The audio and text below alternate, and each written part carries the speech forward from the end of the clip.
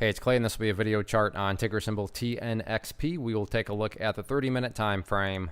Real quick, what do I mean by 30-minute in case maybe you're new to charts? Instead of each one of these candlesticks here representing 1 day's worth of price action, which is what you would normally see, each one represents 30 minutes. So while this here may look like several days worth of time, it's actually today's price action broken down into 30-minute time slices. I like to do this time frame. I think it does a good job of telling the quote-unquote story of the price, and then makes mapping out levels of support and resistance a bit easier to see.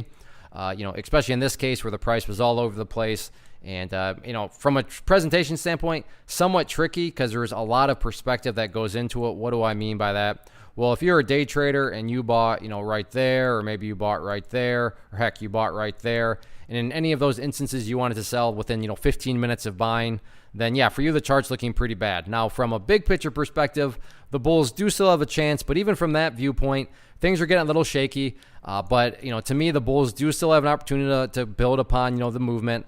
But, for me, kind of the do or die, the make or break point is down here at $4.10. Why is $4.10 so important? Well, let's say that the price does something like this, over the next 24 to 48 hours. The price comes down here, goes sideways, and then starts to work its way back upwards. Now, remember, I'm talking about from the big picture perspective. So for those that care about the big picture, what would you have? Well, you'd have a set of lows right here. You'd have those lows right there. You'd have that low right there. You'd have these lows down there. You picture each of these as stair steps.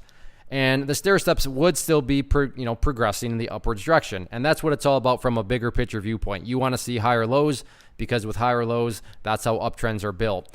However, if the price comes down here to this 410 mark, breaks to the downside, and then continues to sink downwards, what do you have at that point in time? You would literally have the price right back inside of that range where it already was. And not to insult your intelligence, but when price movements go back to where they were, not exactly a sign of true strength. So that's why I'm still willing to give the bulls the benefit of the doubt from the big picture, because they still can technically build a higher low by staying up above 410.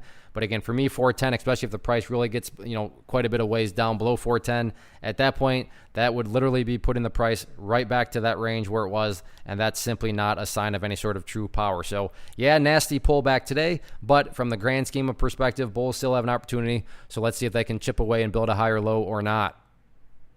One of the biggest questions that I get is, hey Clay, how do you find the stocks that you trade? So what I've done is put together a free resource guide where I talk about the tools that I use to locate stocks that I find interesting and think may have potential. So if that sounds like something that could add value to you as a trader, then click on the image that is up on the screen right now and I will email you the guide. The guide itself is very short and to the point, and best part, it's completely free.